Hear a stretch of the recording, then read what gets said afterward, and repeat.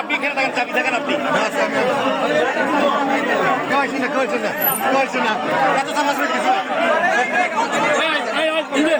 সার্বিক সহযোগিতা করবে। আমি আশা করি সরকার আপনাদের পাশে আছে। আপনারা যেহেতু সমুদ্রের পাদদেশে বসবাস করেন, এর আগে বাঁশখালী আসার অভিজ্ঞতা আমার ছিল না, আমি ব্যক্তিগতভাবে এসে দেখে গেলাম।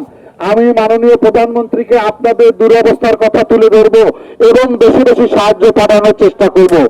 আগামীকাল থেকে আমি ডিসি সাহেবকে বলে গেলাম জরুরি ভিত্তিতে এই ইউনিয়নের জন্য 10 মেট্রিক টন চাল বরাদ্দ করে দিবে, সেটা আপনাদের মধ্যে বিতরণ করা হবে। তবে একটা কথা, আমার এই বিতরণের ক্ষেত্রে কোনো রাজনৈতিক বিবেচনা করবেন না। আরেকটি বিবেচনা হলো কোনো দুর্নীতির আশ্রয় কেউ গ্রহণ করবে না। যদি এই ধরনের কারো বিরুদ্ধে অভিযোগ আসে, তাৎক্ষণিক আমরা ব্যবস্থা গ্রহণ করব। আবারও বলি, আপনাদের পাশে সরকার রয়েছে, আপনাদের পাশে। বেশি মানুষ দেখেন না,